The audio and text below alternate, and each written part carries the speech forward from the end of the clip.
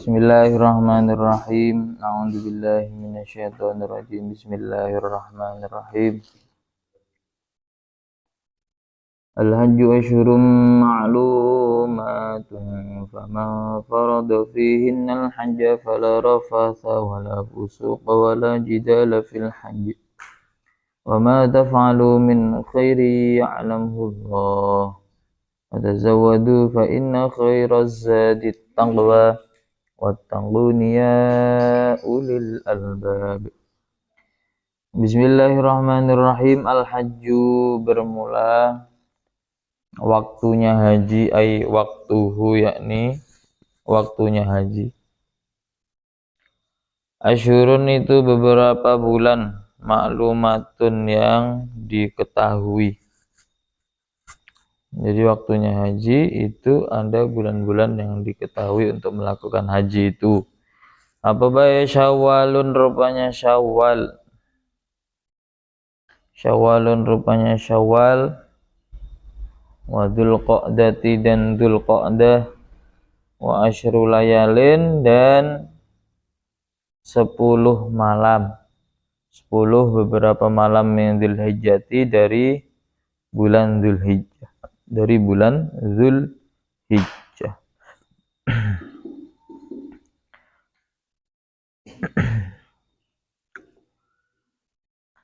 Wakila dan dikatakan kulluhu apa seluruhnya Dzulhijjah.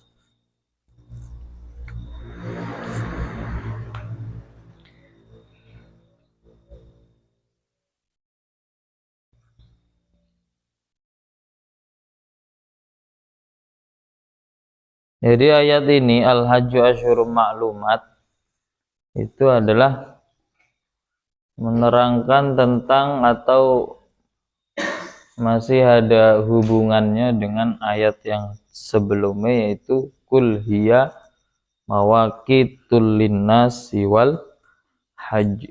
Itu katakanlah kepada manusia bahwa haji itu mempunyai mikot. Mikot itu tempat untuk awal mula orang itu niat ihram, itu namanya mikot. Nah, setiap daerah itu berbeda-beda mikotnya. Contoh misalnya kalau tanah Yaman, dari tanah Yaman itu mikotnya adalah Yalamlam. Yalamlam itu ya termasuk tempatnya. Nah, kalau apa tuh namanya? Orang Madinah itu mikote adalah di tanah Dzul Hulaifah. Kemudian kalau orang Syam itu ada di tanah Juhfah. Nah, dan seterusnya. Itu namanya mikot ya, tempat kapan kita niat ihram. Niat untuk melafadzkan ihram itu kapan? Nah, itu dimulai dari mikot. Jadi intinya ayat ini itu memberikan kesimpulan bahwa haji itu mempunyai 2 mikot. Haji itu mempunyai 2 mikot. Yang pertama ada namanya mikot makani. Yang pertama ada namanya mikot makani, yang kedua ada namanya mikot zamani. Mikot makani itu apa? Kalau mikot makani itu yang disebutkan tadi, seperti contoh tanah Yalamlam. Tanah Yalamlam itu mikotnya kota Yaman. Itu namanya tempat, mikot tempat. Ada namanya mikot zamani. Kapan seseorang itu waktunya harus melakukan haji. Nah, itu namanya mikot zamani. Nah, di sini terangkan mikot zamaninya adalah asyhurun maklumat. Ada beberapa bulan yang telah diketahui, yaitu Syawal, Dzulqa'dah, dan 10 malam dari bulan Dzulhijjah. Ada yang mengatakan tidak 10 tapi semuanya alias sebulan. Gitu. Kemudian faman maka bermula siapa farada itu memfardukan atau mewajibkan siapa man ala nafsi atas dirinya man fihinna di dalam asyhurin, fihinna di dalam asyhurin al-hajja pada haji, bil ihrami dengan ihram, ihram bihi dengan haji. Kalau seseorang itu memfardukan atau sudah meniatkan dirinya untuk melakukan haji di dalam bulan-bulan tersebut dan melakukan ihram, maka mereka tidak boleh melakukan hal-hal ini karena sudah masuk di ihram. Ihram itu maknanya dari kata-kata haram itu. Kok jadi ihram? Iya, soalnya ketika kita sudah melantunkan niat untuk melakukan ibadah haji maupun umroh, maka kita ada beberapa larangan yang sebelumnya itu tidak boleh boleh dilakukan ketika dalam haji dan umroh, jadi tidak boleh. Fala rafasa, maka tidak boleh atau tidak ada jima itu maujud, ai jima yakni jima fi di dalam haji. Kalau pas lagi hajinya sama istrinya, maka tidak boleh melakukan berhubungan badan selama memasuki ihram. Itu tadi, selama melakukan ihram tidak boleh berhubungan. Kemudian wala fusuko, dan tidak boleh melakukan kefasikan. Yang dimaksud kefasikan di sini adalah maksiat, itu maujud, ai ma'asin yakni maksiat. Wala fusuko, dan tidak melakukan kefasikan itu maujud, tidak ada kefasikan atau melakukan kemaksiatan. Di dalam haji tidak boleh melakukan perbuatan maksiat. Wala jidala, dan tidak jidal, beradu mulut, berdebat, ay khisoma,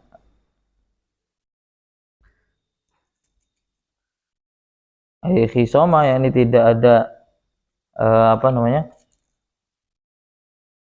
adu mulut, satru, itu maujud fil haji di dalam haji. Kemarin di ngaji sore ya sama juga ada namanya mirok, kemudian jidal, ada kalanya tadi apa yang lainnya itu jidal. Kalau bedanya di sini jidal itu adalah muqabalatul hujjati bil hujjati linasratil batili. Maksudnya kalau jidal itu adalah adu mulut, tapi adu mulutnya itu saling beradu argumen tapi untuk menolong kebatilan. Debat, tapi debatnya untuk menolong kebatilan. Tapi kalau yang debat itu untuk menghasilkan kebenaran, maka diperbolehkan. Contohnya apa? Contohnya musyawarah, tanya-tanya mana yang betul, ini yang betul apa enggak, pendapatnya menurut kamu. Menurut ini tidak boleh, yang menurut ini boleh, sesuai dengan dalilnya masing-masing. Kok yang dicari apa? Yang dicari kebenaran. Misal nanya tentang hukum, bagaimana ini hukumnya? Kalau misal ada orang punya punya dua alat kelamin, itu kalau sholat dia niatnya itu laki-laki apa cewek gitu kan misalnya. Nah, maka untuk mengetahui hukum itu akhirnya ada namanya adu mulut. Ini berdebat. Menurut saya pendapat ulama ini orangnya dia segini. Yang satu lagi bilang, oh enggak, saya tidak setuju. Soalnya ada ulama yang berpendapat semacam ini. Nah, itu adu mulut. Adu mulut kayak gitu tuh tidak apa-apa karena untuk mencari kebenaran. Wa fi qiraatin, dan itu di dalam dan di dalam satu bacaan bi fathil awwala ini dengan dibaca fathahnya lafadz dua yang awal. Lafadz dua yang awal. Itu kamu tengok di situ ada 3 lafadz, yang satu fala rofasa, kemudian wala fusuko, yang ketiga wala jidala. Nah, itu di dalam satu qiraah itu ada yang memakai fathah, yaitu tengok itu punya kita itu ya pakai fathah, mabni fathah. Karena di dalam 3 lafadz ini mempunyai 3 hukum bacaan. 3 hukum bacaan yang tidak syadz. Yang tidak syadz itu berarti ya boleh untuk diamalkan. Tidak syadz sesuai dengan ketentuan qaidah. Yang pertama adalah birafil jami' ma'at tanwin, dengan dibaca rofa keseluruhannya tapi dengan menggunakan tanwin. Contohnya fala rofasun wala fusukun wala jidalun. Nah, itu dibaca rofa semuanya dengan ditanwin.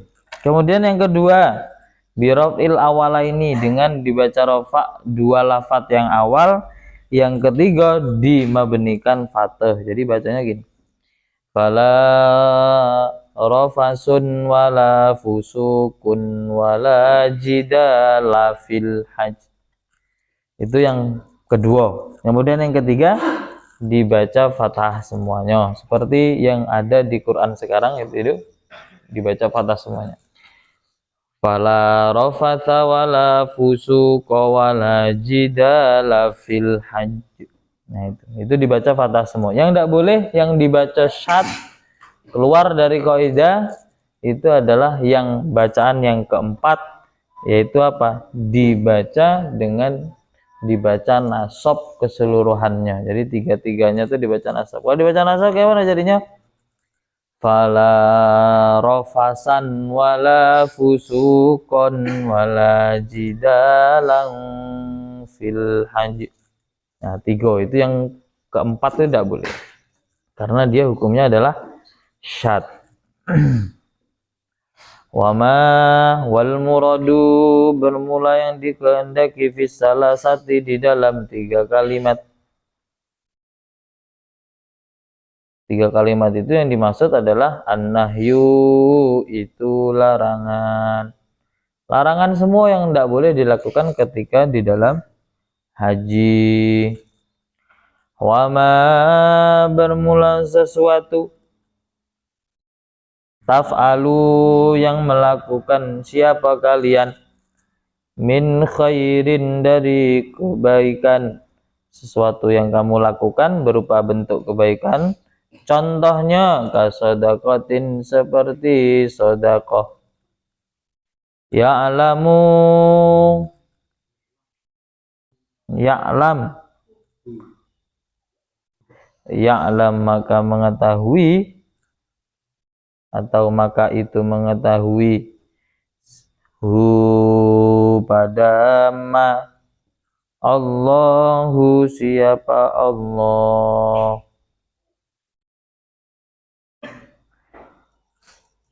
Segala sesuatu yang diperbuat oleh manusia, baik itu berupa kebaikan, maka akan diketahui oleh Allah Subhanahu wa ta'ala. Makanya walaupun kita melakukan namanya sedekah sirri, sedekah secara rahasia, itu tetap Allah tetap mengetahui. Karena tujuannya kita sedekah itu bukan diketahui orang, tapi diketahui oleh Allah. Termasuk sedekah sirri, contohnya ketika pas Jumatan ada kotak jalan, kamu tidak ngisi. Soalnya kalau ngisi kini itu nanti orang nengok, itu pasti. Apalagi pinggir-pinggir itu, ngisi berapa itu? Merah apa hijau apa abu gitu. Oke, dimasukinnya warna, nengok nampak dikit, nampak abu-abu, paling 2.000 yang dimasukin. Ya kan nampak akhirnya. Nah, kalau pengen aman gimana? Setelah selesai sholat, wiritan sudah, orang lah pergi semua, tinggal kamu dewek. Nah, pas sebelum balik kamu masukin dulu di situ. Nah, itu namanya sedekah sirri, soalnya yang lain tidak tahu, yang tahu hanya Allah. Atau kamu berangkat pas masuk duluan belum ada orang, awak nak masuki kotak amal lah, ada orang tidak ada, nah, kamu masuki dewek itu tadi. Nah, itu ya termasuk sedekah sirri. Jadi itu Allah tetap mengetahui itu. Jangan khawatir tidak dibalas sama Allah. Khawatir tidak dibalas sama Allah, tidak dibalas khawatir. Nah, tetap dibalas. Kenapa? Allah yang tahu semuanya. Allah itu tahu semuanya. Dan Allah tahu itu tidak harus payah pakai CCTV. Langsung tahu Allah itu tanpa harus CCTV. Terus kemudian yang kamu perhatikan, loh di situ Allah kok tidak menyebutkan kejelekan? Emang Allah tidak tahu keburukan? Wa ma taf'alu min khairin, dari kebaikan mestinya ada min syarrin, keburukan. Lah keburukan memang Allah tidak tahu, kok tidak disebuti? Maka ada jawaban bahwa ya tahu, Allah tahu. Tapi alasannya kenapa Allah tidak mencantumkan keburukan di situ, gara-gara apa? Gara-gara saking Allah tuh nutupi kesalahannya seseorang. Karena yang ditunggu Allah adalah kebaikannya dari orang yang melakukan keburukan itu. Apa rupanya? Melakukan tobat. Makanya Allah tidak ditulis dulu. Min syarrin tidak disebut dulu. Kenapa? Kalau disebut min syarrin, dia melakukan keburukan. Tiba-tiba dia ternyata tobat. Berarti tidak jadi syarrin, jadinya khairin.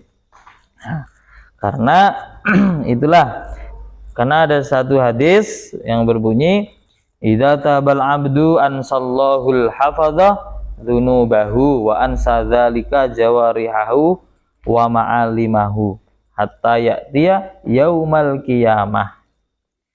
Maksudnya kayak mana? Gini, ketika seorang hamba itu melakukan taubat, maka Allah akan melupakan malaikat satu, yaitu malaikat hafadzah. Malaikat hafadzah yang bagian nyatat, malaikat penjaga. Nah ini nanti malaikat ini sama Allah, kalau dia tobat, maka akan dilupakan malaikat ini untuk nulis kesalahannya orang ini. Dilupakan, bahkan dilupakan dari tidak sekedar dari kesalahannya saja. Dosa-dosanya itu dilupakan, kemudian dilupakan tentang anggota-anggota tubuh yang telah melakukan itu. Tapi catatannya satu, harus tobat. Kalau tidak tobat, ya tadi malaikat hafadzah tetap nulis kesalahan itu. Makanya ada batasannya juga ya, kira-kira 6 jam. 6 jam. Karena kalau orang melakukan kesalahan itu sama Allah tidak ditulis dulu. Oke, jangan ditulis dulu. Tunggu dulu, dia tobat atau tidak. Kalau dia tidak tobat, catat. Tapi kalau dia tobat tidak bisa dicatat. Nanti keburu kamu tulis, dia tobat, akhirnya dia dihapus. Daripada 2 kali pekerjaan, mending 1 kali. Tunggu dulu, Pak. Kira-kira 6 jam, kalau dia tidak bertobat, nah langsung ditulis. Jadi itu. Jadi Allah tidak, karena Allah itu menutupi aib seseorang. Tapi kadang orang itu malah pamer sama keburukannya sendiri gitu kan. Contohnya buka aurat, pamer namanya itu. Allah sudah nutupi malah dibuka-buka.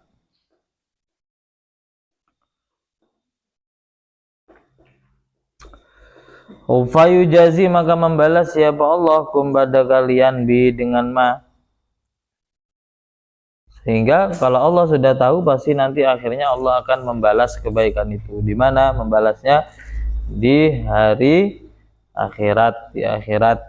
Wa nazala, dan turun apa ini ayat?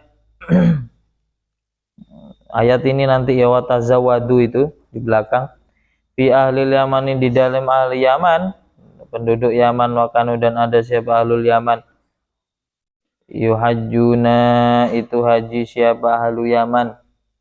Orang ahlu Yaman itu waktu itu pernah melakukan haji, tapi bila zadin, dengan tanpa sangu, tidak punya sangu ngajinya.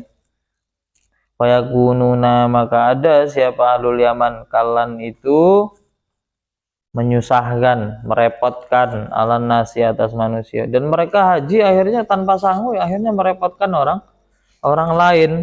Dengan apa dia merepotkan orang lain tadi?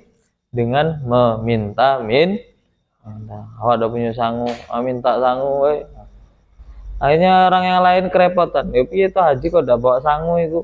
Kalau ndak punya sangu ya ndak usah berangkat akhirnya tengok ngerepoti orang. Kita sangu tuh ya pas-pasan juga untuk pembekalan selama misal sebulan di Siko, awana sebulan di Siko, ini pembekalan saya bawa segini, kamu kurangi kayak nah, kan merepotkan. Nah, maka apa kata Allah turun ayat ini, watazawwadu, bersangulah, atau apa ya bahasanya, bawalah sangu siapa kalian. Kata Allah diturun ayat ini gara-gara ahli Yaman dulu tidak bawa sangu, akhirnya ditegur sama Allah Subhanahu wa taala lewat ayat watazau, waduh, bawa sangu siapa kalian mah pada sesuatu yuballighu yang menyampaikan apa makum pada kalian lisafarikum kepada bepergian kalian. Sangu, kamu nak pergi kemana? Kok kira-kira butuhan berapa itu sangu? Jangan ndak sangu, repoti orang. Bagi di tengah jalan terus buka kerdus terus minta duit, minta duit. Tolong Pak, 1.000 usaha, mbak kerdus. Apa mobilnya parkir di jalan? Ya kehabisan bensin. Terus duitnya ada, ndak ada. Piye urip wong ngene? Ngerepoti uang wae. Nah, kayak hidup jangan ngerepoti. Langsung sebelum berangkat perkirakan. Awak nak pergi ke Singkat itu kira-kira kalau naik motor butuh bensin berapa? Kalau awak ngisi full tuh biasanya 30.000, sampai sana tuh agak masih utuh. Biasanya berapa kali putaran lagi, nah itu baru habis. Ngisi lagi balik sih betul kira-kira 2 kali ngisi berarti 60.000. Alah kamu prediksi dulu. Nah, berarti untuk ongkos PP kok 60.000. Nah, setelah 60.000 di PP lagi. Kira-kira awak agak mampir apa tidak? Oke, kalau pas tepat cuacanya mendung ini enaknya bakso apa tidak? Nah, perkirakan bakso berapa? Bakso paling gede, paling ujung-ujungnya paling mahal 25.000. Oke, kita anggarkan 25.000. Awak kodak sendiri, awak ngajak bini atau anak juga. Wah, berarti 3 orang, berarti 25 kali 3, berarti 75. Berarti 60 ditambah 75 berapa? Ya, 100 lebih ya. Habis itu apa kira-kira kayak kalau tidak panas apa tidak beli minuman yang segar-segar, jus gitu, beli juga. Kira-kira di sana berapa harganya? Oh, jus di sana murah cuma 5.000. Oh yaudah 5.000, orang 3 berapa? 15.000. Nah dah selesai, dah kira-kira tidak ada lagi, kayaknya tidak ada lagi, dah itu baiklah kayak kepentingan awak. Nah, terus tambah lagi kalau misalnya perginya memang ke sana tuh piknik, ditambah lagi. Kira-kira awak ke sana tuh nak mandi di ABC situ, di water apa namanya, water park ABC misalnya, itu kira-kira masuk tuh harganya kemarin 100.000. Oh berarti orang 300.000. Akhirnya baru ditotal. Nah, sekarang sudah tertotal semua, duitnya ada, nah baru berangkat. Watazawwa, waduh, kata Allah apa? Sangu, woi sangu nak begitu, jangan basing mau pergi dapat sangu. Tengok-tengok dulu kantong ada tidak, kalau tidak ada tidak usah pergi. Kalau ada isi pergi. Nah itu loh, di safarikum untuk pergi kalian. Kenapa? Fa inna khairaz zadi, karena sesungguhnya lebih baik-baiknya sangu. Karena sebaik-baiknya sangu itu at-taqwa, itu takwa. Tapi yang takwa di sini yang dimaksud adalah takwanya tuh supaya takwa itu artinya kan takut. Supaya takut, supaya tidak minta. Maksudnya takwa di sini tuh itu. Tengok itu. Takwa ma pada sesuatu yutako yang dijauhi apabi dengan ma min sualin nas, dari minta-minta manusia. Takwa supaya kita nanti di jalan tuh tidak minta-minta kepada manusia wa ghairihi, dan selainnya sualin nas dan selainnya sualin nas. Wattaku, dan takwalah siapa kalian, kata Allah, ni padaku. Ini PR Rob mana Rob? Ini PR watakuni itu Rob.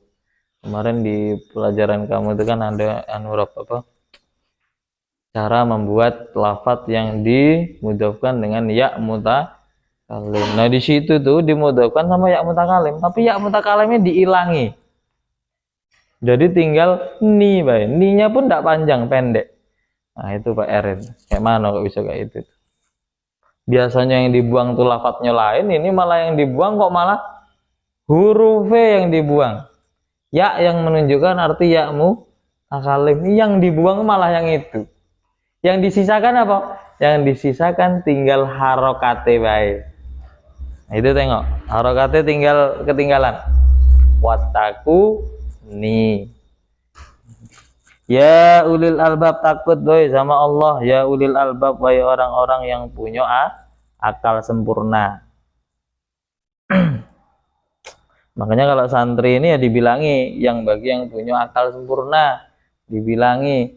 Kalau yang tidak punya akal sempurna dibilangi kadang ya buat apa gitu. Nah, dibilang sekali ya tidak nganeng, dibilang 2 kali ya tidak mempan. Makanya Allah ini bilangnya wattaquni ya ulil albab. Tapi kamu harus mikir, berarti kalau awak ini termasuk ulil albab harus nganeng apa yang diperintahkan Allah Subhanahu. Kalau kita tidak nganeng apa yang diperintahkan Allah ini berarti kita belum ya ulil albab. Maksudnya apa? Zil ukuli, yang mempunyai akal, itu tadi. Laisa alaikum.